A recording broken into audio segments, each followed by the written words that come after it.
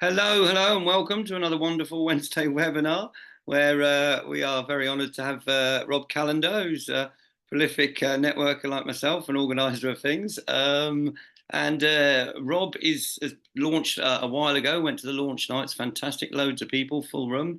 The KIN Anti-Capitalist Economic Network, all about saving clubs, kind of credit unions getting together and rebuying things back and creating a whole new economy. So, we really need to look at all these things. How do we redesign our system? What does system change actually mean? And that means our economic system as well as all of our other systems, shall we say. So without too much further ado, over to Rob. Thank you very much for coming. Tell us about KIN and the project. Thank you, Rob. Over. Thanks, Phoenix. Yeah, it's really good to be here. So I'll just jump in from where you've introduced us. In December last year, I this is an idea that I've been poking around with for a while. My background, my old background is I used to be an actor. I started writing screenplays in the sort of early 2010s, and kind of became a bit politically active through that. And one of the first screenplays I was researching was around climate change, and the the thing that struck me was was very simple. It was what capitalism was already doing in response to climate change, and uh, how inevitably, because of the structure of capitalism, the real cost of any transition or any pseudo transition was going to fall on people in the South, the poorest people, in every economy, but also in the global South. And so quite quickly, I realized that climate change wasn't really just about nature, but also the system was baked in to externalize it and basically prevent any real action. The economic system, capitalism. Naomi Klein was huge at that time, in the early 2010s, and I mean, still is, and towering, wonderful figure, huge formative effect on me at that time. And I took a train down to Paris, for the Paris Climate Agreement, met lots of people, joined Greenpeace, became an activist, joined XR, and the rest is sort of history. Left all the other stuff behind, stopped writing, started chaining myself to things like lots of other people, and met Phoenix, met lots of people here, met quite a few people in this Zoom. It's really nice to see you. Um, and and yet through all of that time, something constantly coming back up was, with a flick of Rishi Sunak's wand, things get worse. Um, you look at who owns the properties that are lease held by other companies here, and you find asset managers underneath all of them. Huge transfers of wealth constantly going on, whether it's a pandemic or whether it's any other form of crisis. A global debt crisis that was hugely exacerbated during COVID, including a capital flight within 3 months of $100 billion from sub-Saharan Africa back into the coffers of the big asset managers in the US and Frankfurt, and right here in the city of London. And clearly the economy isn't something that we were actually affecting in these last few years. Certainly not directly, but arguably, we're really struggling to affect it indirectly. Um, and that's partly because the behemoth of what we're up against, but it's also partly, I believe, because we don't have the right foundations yet built, in the UK to help us do that. But there are models out there, and probably models that people are aware of, and there are ways in which we can combine them together and build ourselves a new economic system. So in December last year, I thought, I wonder if anyone else is interested in this sort of thing. I have an idea for how we might do it, which is based on migrant saving clubs, which I will come into a little bit further on.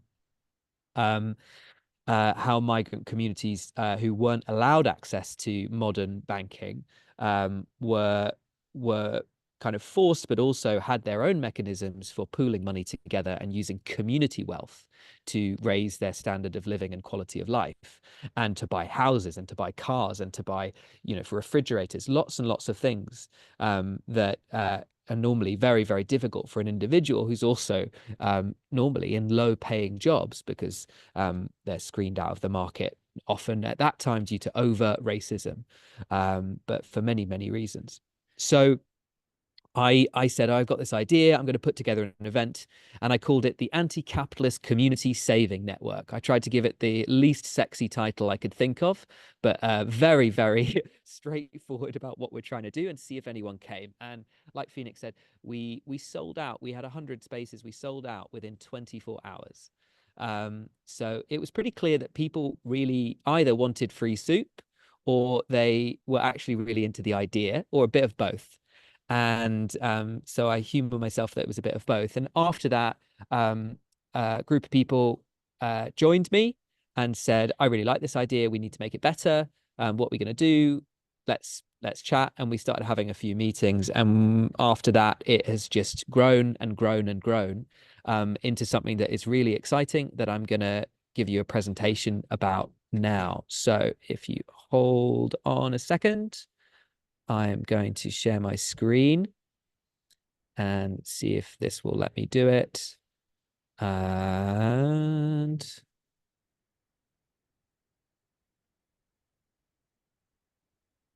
you should see a slideshow now. Is that working? Good. Okay, so kin.coop. So first thing to know is we are a cooperative. This is for lots of amazing, hugely important reasons, but effectively, we believe in democratic management of the work. We believe in worker ownership and co-ownership of the members, and society shouldn't be stratified into those who do the work and those who earn the thing, who own the thing. Sorry. So this is like a very core belief in how we change the economy. It's been around for a while.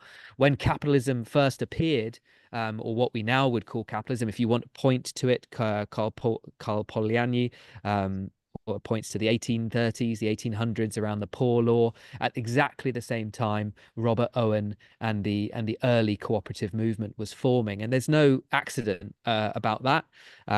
Clearly, people could already see what capitalism, what was going on at that time, as people for the first time were turned into these sort of moving laborers who would sell themselves for a wage, when before there had been a real connection to the land, and that was hugely uprooted by legislation and systems that hadn't quite been in the same way before. And at the same time, the cooperative movement started, which was based on this idea that the workers would actually do so much better if they owned the mills, and they would work better. The mills would be more productive, and Robert Owen started in this way, and began these mills, and proved his concept. And actually, cooperative movement was hugely influential in forming Marx. If you read through Das Kapital, quite a lot of references to the cooperative movement, often slightly negatively, saying, well, the cooperative movement's going to be too slow. It'll take too long for the workers to take power this way. So we need a political movement. My answer to that would be yes, but they had cooperativism as a real model back then.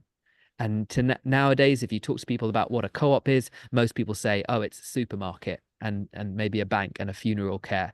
They don't know what it really means and what it could mean for our entire economy. So it's very hard to imagine a future when we have almost no other model except our current ownership model. So Kin Cooperative was born, and this is because we need a better economic system, obviously. So I'm going to do teaching people how to suck eggs. I know you guys know all of this already, but I'll go through it anyway, because I think it's really important. If you distill the economy into kind of four major actors, you've got a bank, or the bank is also the asset owning class. Bear in mind that almost all of our high street banks are owned by only two asset managers, who also own most of the major banks around the world. That's BlackRock and Vanguard. They own most of our banks. So if you think of a bank, you're also talking about the people who own the bank, and that's a very particular class of people. If you are in Occupy language, you'd call that the 1% or even the 0.1%. But effectively, they have access to capital.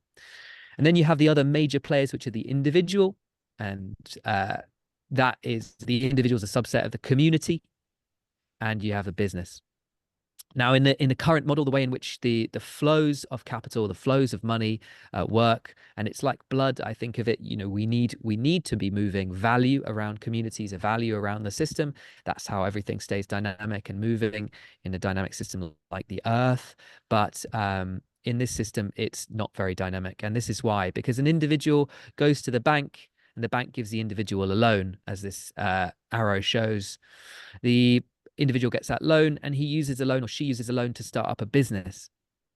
And that business they're using to be able to make enough money just to survive, just to get through the month and through the years, and maybe even improve their quality of life and have children and reproduce a labor force. And so the business gets its money from the community. It gets its money from people buying things from it, using its service.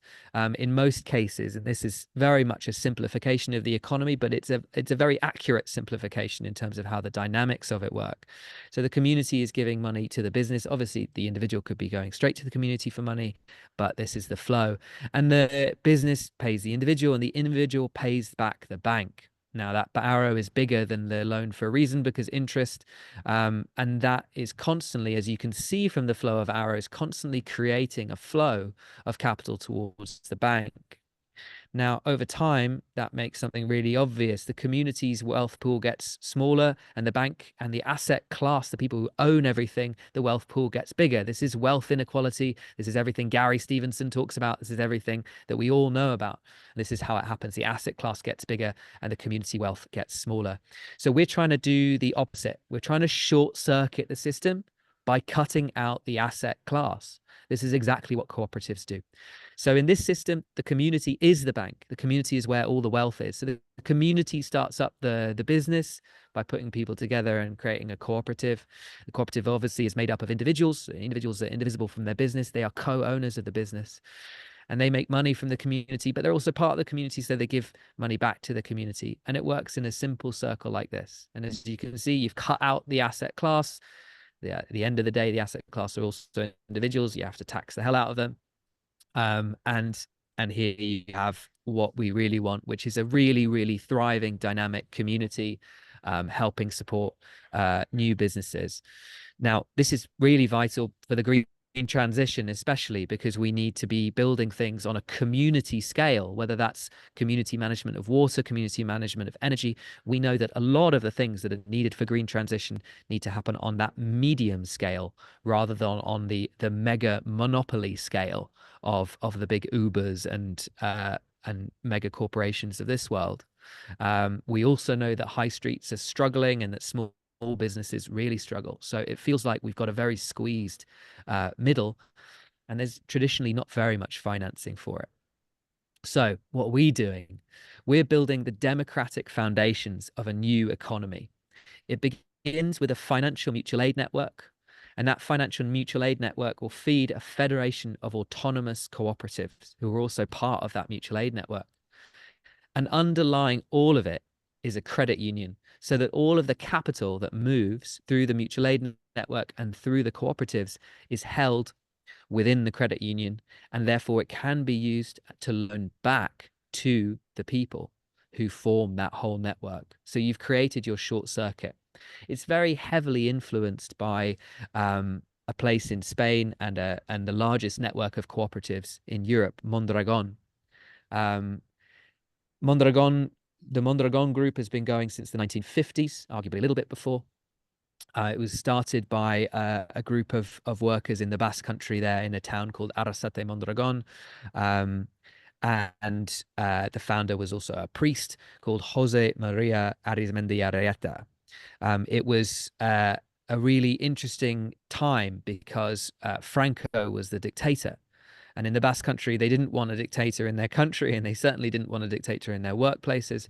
And the cooperative movement really began to thrive. Nowadays, there's over 117 different cooperatives in this network. They began with a credit union, and at the time, the legislation allowed them to take in the community's money and to lend that directly to businesses in the way that banks can do. Nowadays, credit union legislation doesn't allow us to do that. Um, Credit unions aren't allowed to lend to businesses except up to 10% of their capital, which is not very much if you look at how much credit unions actually are able to access. So there's lots of other ways of lending to businesses. Obviously, capitalist businesses use venture capital at high interest, but we want to make sure that these organizations thrive. So we've also copied, or not copied, we've also referenced a couple networks in the US.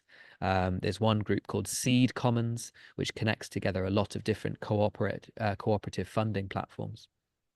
But I'll talk about what we're doing here in the UK. We are creating a network of saving clubs. Now, these saving clubs are based, as I said before, on migrant saving clubs. In Somali, they're called Hagbad or Ayuto. They're also called Susu in Kenyan. They are called Pasanaku in Bolivian. To white Wikipedia editors, they're called Roscas or Rotating Saving Credit Associations. They basically exist in almost every community you can imagine, and they've existed for thousands of years, and they exist today. I interviewed someone who was running a partner group, which is what the Jamaican community in the UK calls it. And they've been running that group for 60 years. The way it works is that a group of friends comes together. It's normally a social group, but it can be wider than that. It could be colleagues, it could be neighbors. They come together and they pool money together. Nor often it's an equal amount, but there's lots of ways in which you diversify it. So imagine you've got 10 people and they pool together 50 quid each at the end of the month. Now, 50 quid, maybe you can spare 50 quid at the month. Maybe you can save that, but it would be quite hard to save £500. Well, for many people, it's hard to save £500. So, and even if you do that month after month for yourself, it's quite hard not to dip into the pot that you're saving. But if you save with friends, it's different. There's a different incentive to do it. And £500 can do all sorts of things. So in a lot of case studies, the reason for doing this is because £50 nowadays is not going to buy you very much. If you're buying shopping for a household, for example, it's not really going to get you through a week.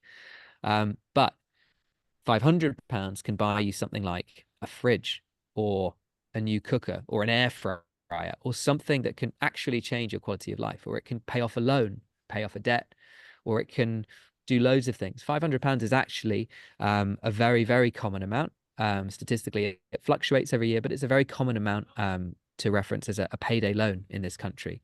So payday loans normally fluctuate as an average between £500 and £1,000 in this country. So the average payday loan, let's say, is around £500. If you get 10 friends together or 20 friends saving 25 quids a month, you now have a pot of £500. And in a rotating saving and credit association, at the end of every month, one person takes the whole pot. So this is normally where I have someone from the kin team called Balgisa. She's an amazing, amazing woman. She is now a professor of law in Northeastern University. She left school and she realized that she wanted to go into law, but she didn't have enough money to pay for her master's. She didn't know what to do. She's an immigrant to this country. She came here when she was 1 year old. Somali immigrant living up in Birmingham, and she said to her mum, "I don't know what to do. I really want to do a master's. I want to study law." And her mum said, "That's all right. We'll ask the aunties." So her mum went to her network, and they found enough people who could put the money together to pay for her degree, and she's now the head of law there. So an amazing, amazing success story that happened because it was part of their culture, because it's something that was common, that has been done all the time. Now, it's not common at all in the UK to pool money like this. When most of us think about money, we think of our horrible internet bank app, which puts us in a really awful situation where we're constantly, if you've ever had to ask for a loan, you'll know a sense of shame, a sense of being a child around a parent, asking for permission for something, waiting for the bank to deny it or let you have it. It's a really awful situation that happens between individuals and banks. They have the power and you don't, because you need access to capital. But within a collective scenario, within a saving club, that's completely different. So the power is collective. It's powered by the community. If your saving club is generating £500 a month and you're going around in turn, but suddenly something happens in your life, like you need to move out, you need to get a deposit for a new flat that you've got to move into for whatever reason, suddenly you've got a club, you can use it. So what we want to do is we want to start a social network of saving clubs. This wasn't possible 20 years ago, but nowadays almost all money is online. And there are ways in which you can do it as a cooperative that mean that you are in charge of the money that's being saved. So we're working on this right now. We're developing an app to help people pool money together, to join social groups together, save money together. But that's just step one. That's to drive the movement, to change how we think about saving money, to change how we think about money. So it's no longer locked away in this bank that's actually fueling genocide. It's actually fueling oil expansion. It's actually fueling all of that stuff. No, your bank is your community. It's your friends. And then what we do is we link that, if you want to an investment fund. So for every person who needs £500 to get through the end of the month, there might be someone who spends £500 on Taylor Swift tickets. That's fine. And there might be someone else who doesn't need that £500 immediately. And so what they can do is they can put it into the investment fund, which will work exactly like a savings account. It's modeled after a cooperative investment fund in Spain called Co-op 57. The idea behind it is that you buy shares in the investment fund, which will pay back a dividend and a little bit of interest. And that money, those shares, is lent out to existing or new cooperatives, like energy cooperatives, like heat pump cooperatives, like new solution-focused, sustainable, ethical cooperatives. So they will then connect with this investment fund that they also control with the investors, but majority controlled by the co-ops that need the fund, but also the co-ops pay into the fund.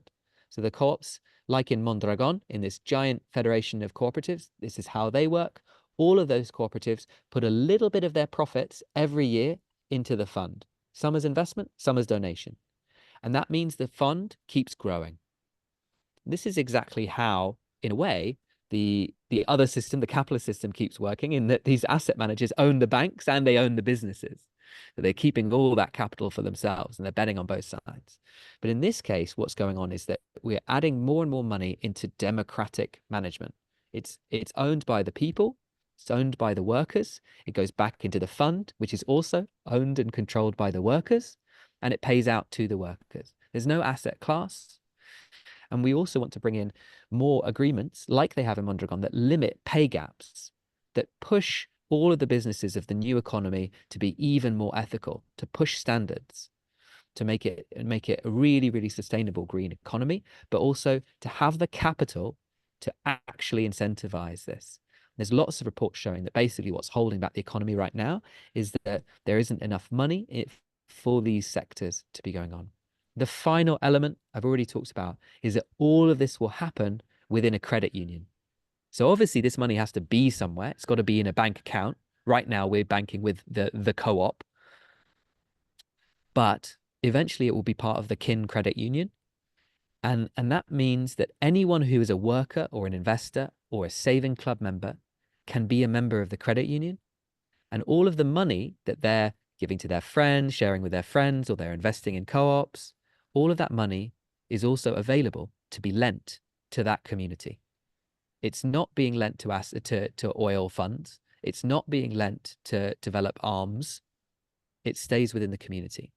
And that means that the more the community thrives, the more we're able to bring down the cost of money, bring down the cost of mortgages, to keep driving community benefit in a way that was possible in Mondragon in the 1970s because the rules hadn't changed.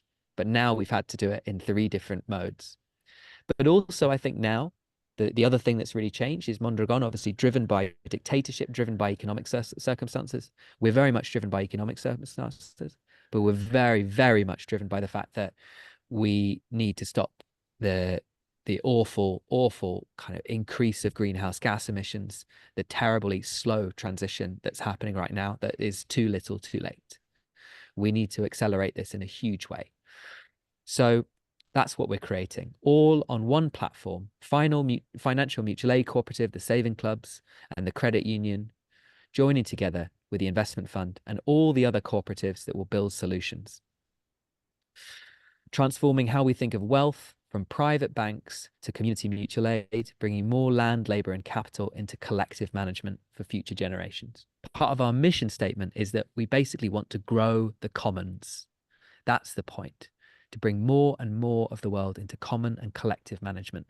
We're heavily influenced by Elinor Ostrom, talks about the collective management of resources and how a lot of finite resources, which includes capital, can be better managed by groups of stakeholders resiliently and sustainably.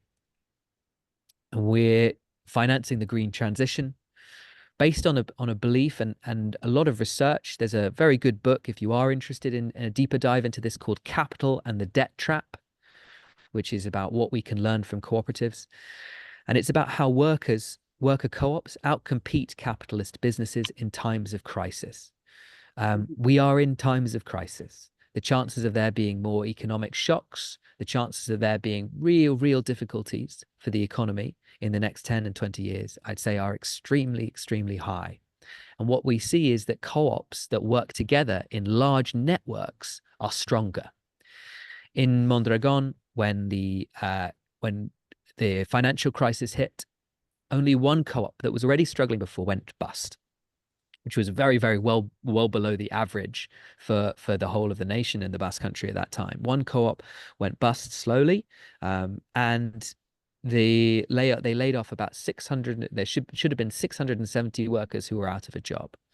None of the workers ended up without a job. A handful of them retired early because they were near retirement age, with the benefit and pay that they had because they were a cooperative member.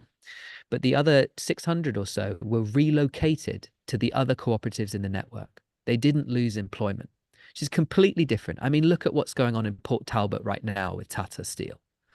It's a completely different way of which you run the economy, where people are valued first, above capital, above the bottom line, above the profit. And actually, it turns out that that is the most resilient way. And if we do it right, it should be profitable enough that we can grow the commons. Eventually, while I'm talking using dirty words among anti-capitalists like growth, especially in a world where we really talk about degrowth now, what I want to refer people who are really interested in degrowth back to is that initial model of the flow of money between the entities. Yes, we absolutely need to degrow the economy, but we need to create an economy where it can flow still in an economy that is able to shrink and to go seasonally.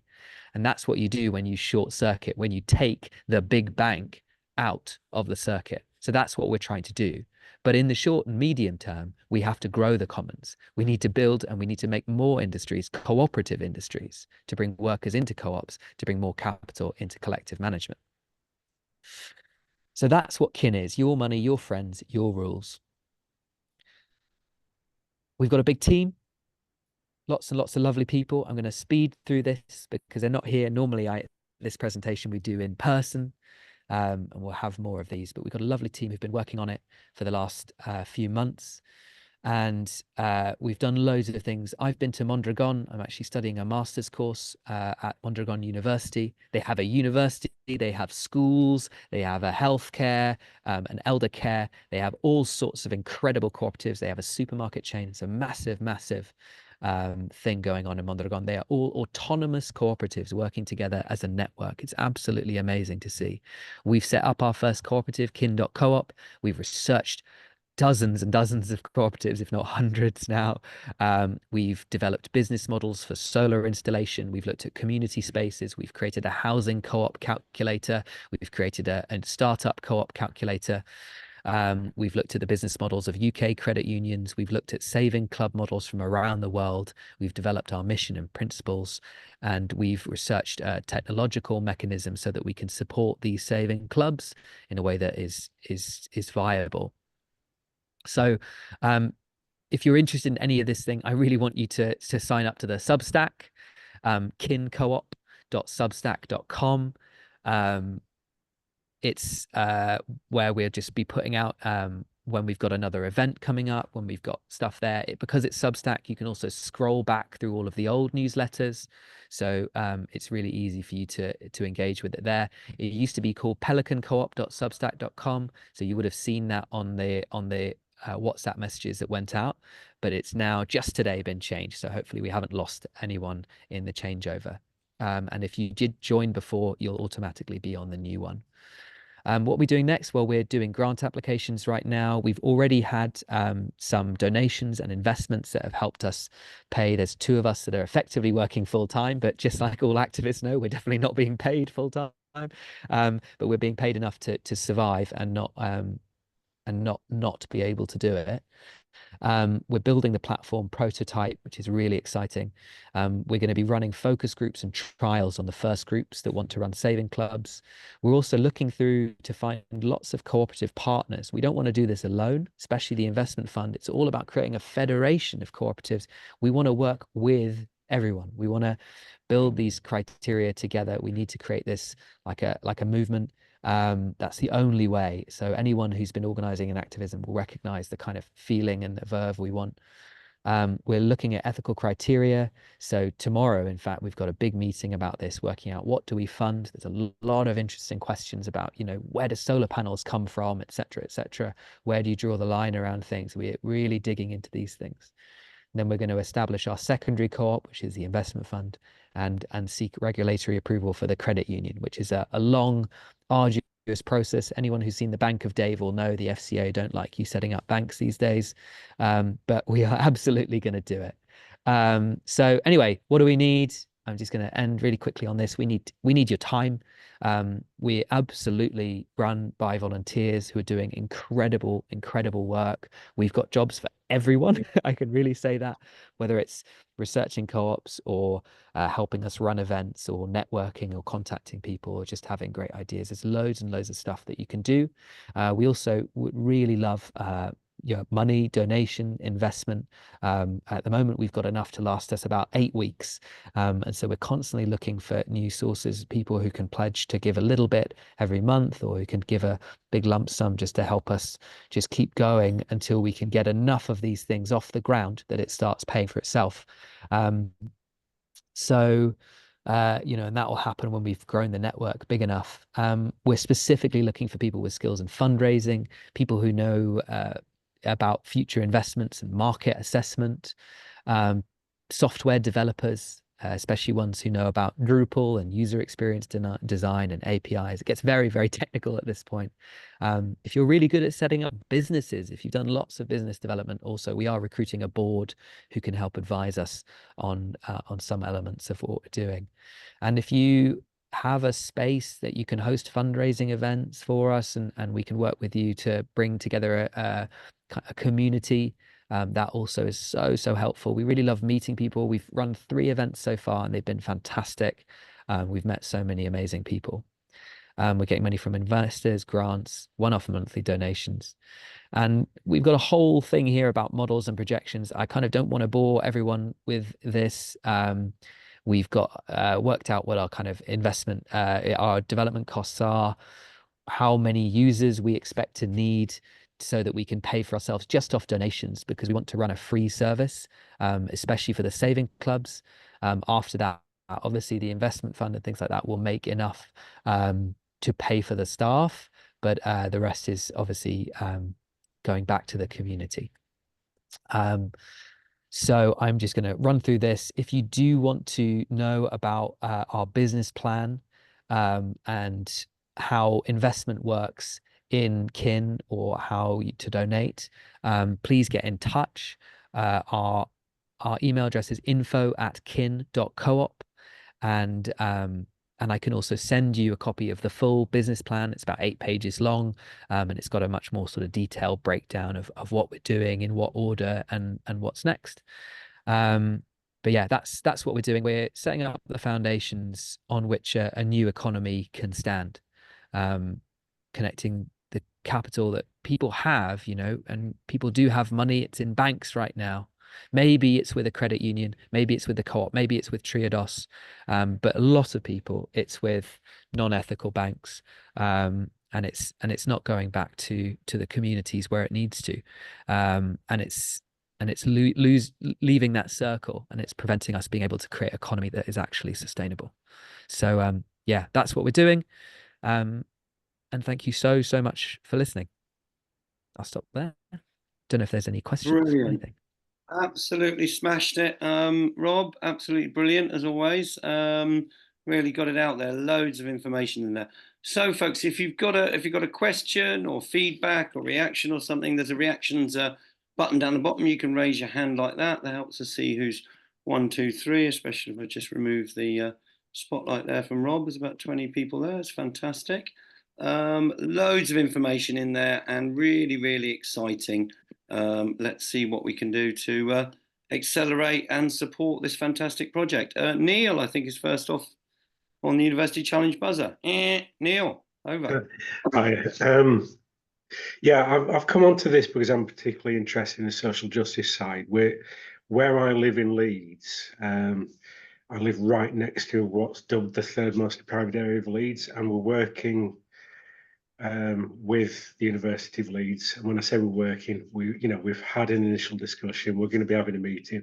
We're trying to create a framework in how we uplift the people of Seacroft, not gentrify it, but uplift people, the standard of living, get people out of the debt cycle, all that stuff.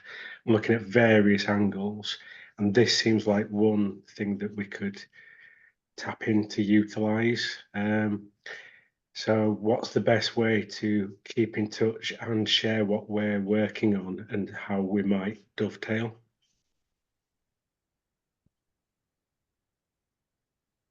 Hi, Neil. I mean, it's yeah, amazing what you're doing, and really good to see you again.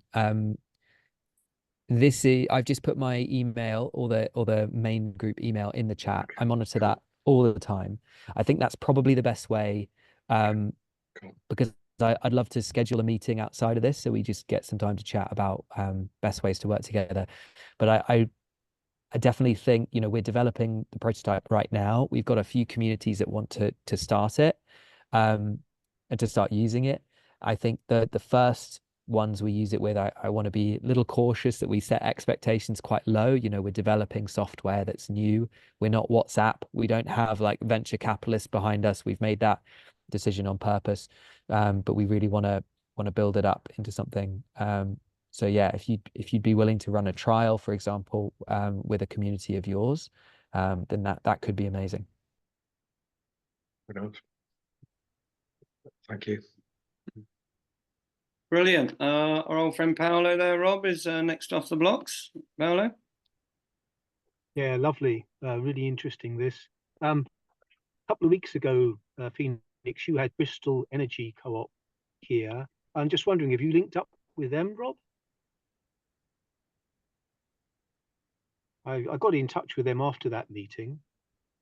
No, I haven't yet actually. They're on our list, so we've literally been through the entire mutuals register. There's about 9,000 mutuals that have registered. So all cooperatives, community benefit societies, community land trusts, credit unions, and building societies are all called mutuals, registered by the FCA. Just been through the whole list to look at the kind of the first round of cooperatives that we're going to contact to hopefully co-create what we're doing. But if you've got a connection there, then maybe, yeah, I really wanted to come to that Wednesday meeting, but it's always a bit hard for me because of this class that I teach. But I would absolutely love to. I'd love to connect with them because I've heard really good things, and I know they're actually connected with their credit union as well, the Great Western Credit Union. They've received a loan from them. And what I've found from talking to another energy co-op is that there's like a very big appetite for them, and that it feels like energy co-ops have now developed the tools to make it much easier for credit for local communities to work out how to do it. But there is still a gap in financing, in sort of affordable financing, or ways in which the community can save money together and create business models where they can pay back. So that's what we're trying to do, and I think working with them would be great. Definitely. Cool. I'm glad you're reaching out there, Paolo, and getting in touch. Kendall, over in Hastings. So I think, were you the author, Kendall, that's written a book? Yeah, I won't talk about that now unless you want me to later. What I've been learning about the banking, I'm not sure how cooperative banks work, but commercial banks, probably a lot of you know, they estimate a customer lifetime value for investments, and they estimate a retail everyday customer would generate about 1.5 million going through the bank account in a lifetime. And that finances around about 24,000 per year per customer. So I wondered if cooperative banks work in a similar way, and if that might boost your investment potential.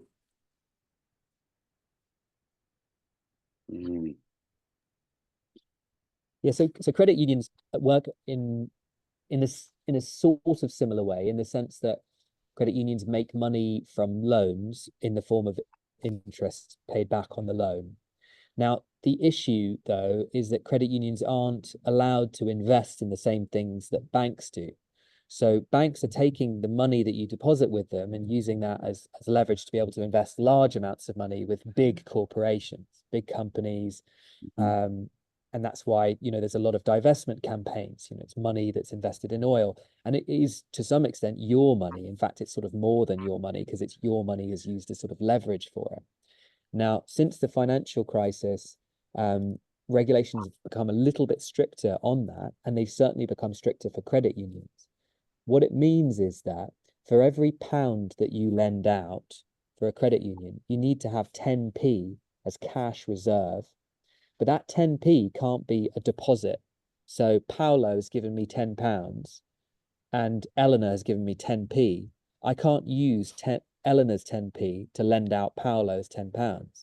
I need 10p that I've made from profit that belongs to the credit union and only the credit union. It was never deposited by a member. And the reason, and then that makes it very, very hard. So for example, if you're talking about a mortgage, or if you're talking about giving out 5 mortgages of £200,000, you're giving out £1 million, you would need £100,000 in cash so that you would be able to leverage that. Now, obviously, that £100,000 can be invested elsewhere. And this has meant that credit unions grow very slowly, because it's hard for credit unions to make £100,000 in profit. If you look at, most credit unions will publish their accounts, so you can look at them all online. We've been analyzing some of the biggest ones. Now, some of the biggest ones do have that amount of money in cash reserve because they've built it up over years, over 20, 30 years, some of them. We need to supercharge that. So what Bristol Credit Union have done is they've raised shares to increase their regulatory capital, and so that they can lend out more. And they've lent out to people like Bristol Energy Co-op so that you can start lending out more money so you can make more money. So this is effectively a model that we want to emulate as well. So we'd be able to lend out more. And as I said before, credit unions are limited in that they're meant to serve a community. They're not really meant to serve businesses. So they're limited in how much they can give to businesses. And that also limits the amount that they can get back, because obviously business loans pay back quite well and they feel less extractive than and then personal loans often are. So a huge number of the credit unions we've been looking at, most of their products are small loans in the range of £100 to £700. A lot of credit union business models are based on an average loan size of about £500. So they're not making a huge amount of money on that, and they're ending up having to charge quite a lot of interest just to keep the lights on, serving the community. And that's because the FCA regulations made it harder to lend out that money. And it's obviously meant to make it sort of safer if there's a run on the banks, and make sure that there's enough capital sloshing around. So, I understand the logic of it, but it's made it really hard. So, and obviously that then drives people to use payday loans, and which have incredibly high interest.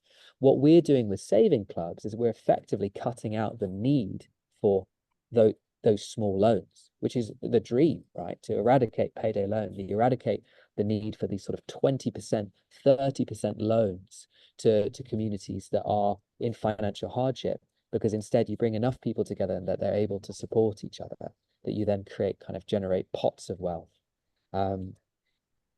But I have to say, like, some of this has never been tried before, certainly not in the last 50 years.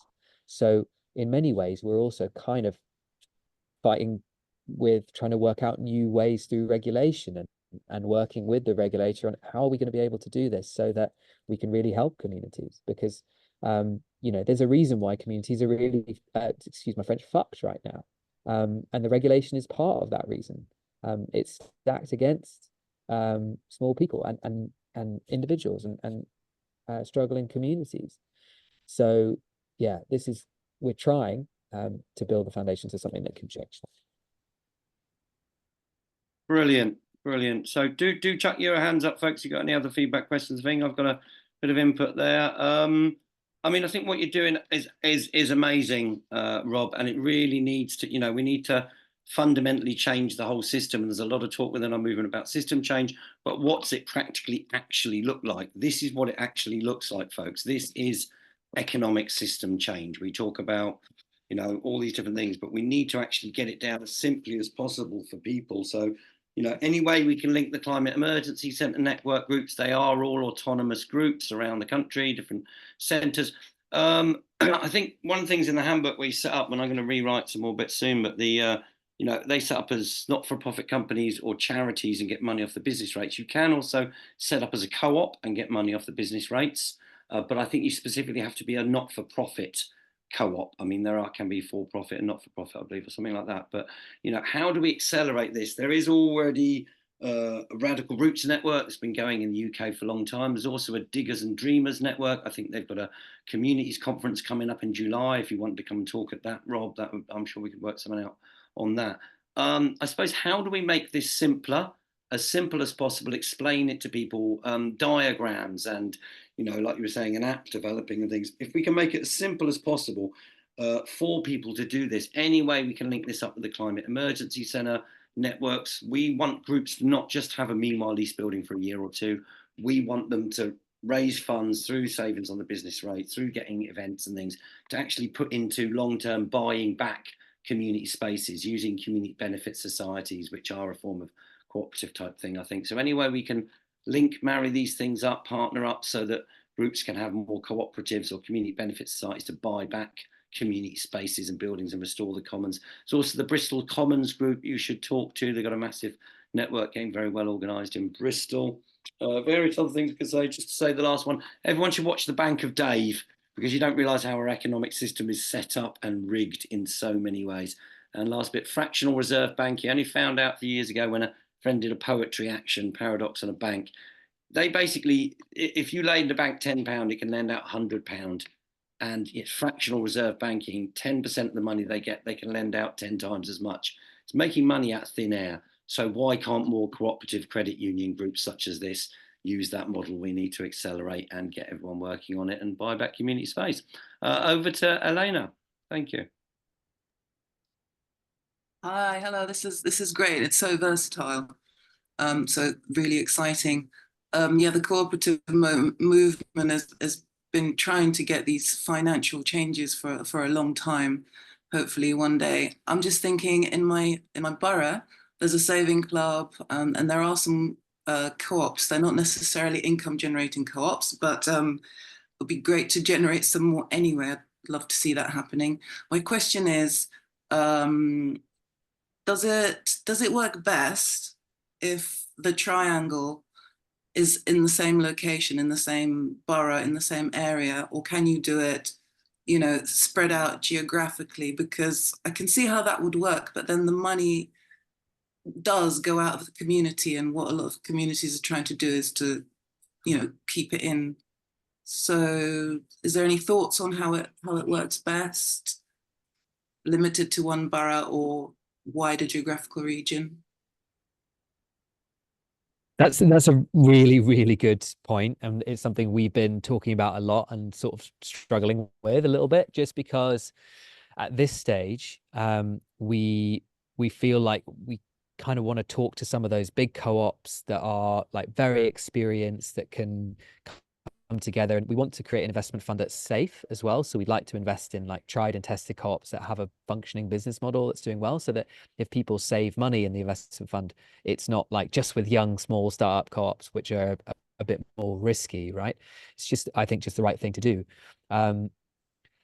That said, Co-op 57 work in a way of autonomous cooperative networks that are based geographically, which then allocates funds on the basis of what they pool geographically. So there's, in this sense, you can kind of create a system where you are democratically devolved geographically, but you can still have like a central fund to begin with.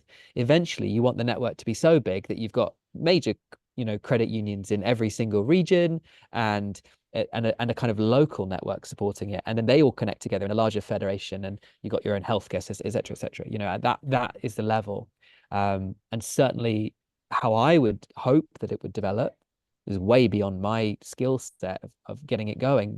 Is it would be that it would spread out and devolve in that way, because I think democratically it has to be like that. And exactly as you say, it's right. I do think that connecting capital together, especially at the beginning, isn't a bad idea, because there's a reason why deprived areas have been sort of sucked dry, and they're going to take a long time to lift themselves up on their feet, back on their feet, if they don't have the kind of connections around, and we don't also think about strategically where you place capital to help rebuild certain communities that have historically been very depleted, and might be in a situation where they're really kind of ready to grow up again, to grow big and strong again. So I don't know. It's an ongoing, really ongoing question, and but a really good one, a really good point. And in terms of the saving club devolution, I think the other thing I wanted to mention there when Phoenix was talking is absolutely cooperatives can own spaces. You can put in an asset lock, and a cooperative can be bringing in money and taking that back to pay the workers who are working with the cooperative, as long as it's not generating a surplus profit on top of that. Then you can be a not-for-profit cooperative as well, and that gives you certain kind of capital gains benefits and things like that, and other tax benefits that you'd have as a charity. That's definitely possible. There's lots of support on the UK.coop website, Cooperatives UK. So looking there for that as a model. Just recommending to anyone setting up small businesses to do it as well. It's just a resilient way to build things. The other great things about networking co-ops is you can network across the different skills that you need. Every single business needs an accountant and a payroll and HR. There's no reason why there couldn't be an accountancy co-op that's serving all of the co-ops in the federation. That's how Mondragon works. They call it the intercorporation matrix. So they do like bulk purchasing for all the co-ops through another co-op that is in charge of that. And it just creates more jobs and supports the whole network, but keeps that kind of flow of wealth and flourishing there between everything. Radical Roots, as Phoenix said, is a big housing co-op network, and actually there's some amazing work going on where lots of housing co-ops are trying to come together to also pool capital together to be able to develop more houses more quickly. That's only been going on for the last few years, so it's really cool.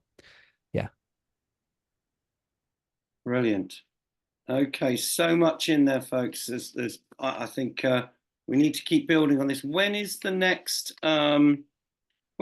physical get together? So how can we, what are the next 1, 2, 3 steps on from here? If anyone does want one last question or feedback, you can stick your hand up.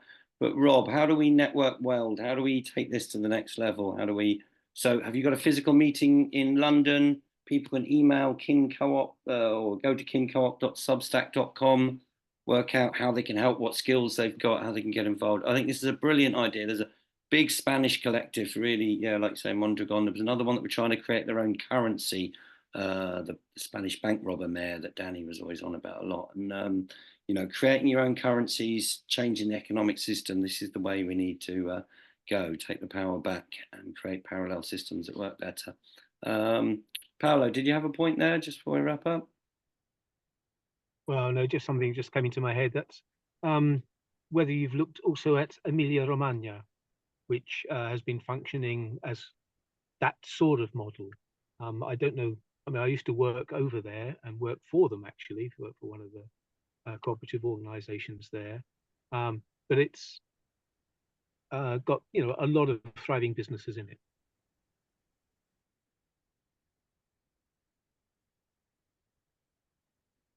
Yeah, yeah. I have come across them. I haven't actually researched them a huge amount, but I will now go and research them a lot. I was going to say, just to Phoenix's point, yeah, kincoop.substack for now. We have got a little a break from in-person meetings over the next few weeks, but we're probably going to schedule one in for probably mid-August, I think. We're going to a big co-op festival that they run down in Bristol, networking next week. And then a few people of the team are taking a week or so off at the end of July. So there's Stir to Action Festival. If you're anywhere near Bristol, get down to that. But otherwise, please do email me if you've got any time that you want to, if you're interested in the project and you feel like you want to join the team. It's a really nice team. We're all, most of us, ex-activists, but we've also got, or current activists, but we've also got people, as I said, a law professor and people from all over that have joined in and just because they love the project. So it's a really lovely group and we'd love to have you. There's no limit on the size of and a number of people. It's just a really cool place to be. And last thing, watch The Bank of Dave, but watch the YouTube version, which has got Dave himself. So there was a documentary that was made before the Netflix film with Dave himself, and he's such an incredible character that you don't really need to dramatize him. And I would really watch that because you get a deep, dark dive into the Financial Conduct Authority and worse than that, the Prudential Regulation Authority. It's the Bank of England that is effectively just a cartel of the big banks telling the little banks that they can't do anything. Absolutely brilliant, Rob. Fantastic. So please, folks, if Rob, if you can add that Bristol Co-op festival into the chat, we'll save this and share it with people afterwards. If people want to just put 3 words into the chat about what they thought about tonight as a way of a goodbye, we're going to stop the recording. Thank you very much for coming. Thank you very much to Rob. Get involved, help out. Let's see more of these climate emergency centres going with their own, economic systems. Let's get more co-ops into them. Let's get more finances supporting our communities to buy back the commons. Check out the Bristol Commons Network. Stir to Action Festival. Any web link would be good as well. All right. Thank you very much for coming. Thank you very much, Rob. Take care, folks. Have a great night, and we'll see you on another Wednesday. Keep networking wherever you are. Keep setting up community space. Keep taking action. Keep networking. Lots of love. All right. Thank you to all for coming, sharing some hour of precious time. Keep at it.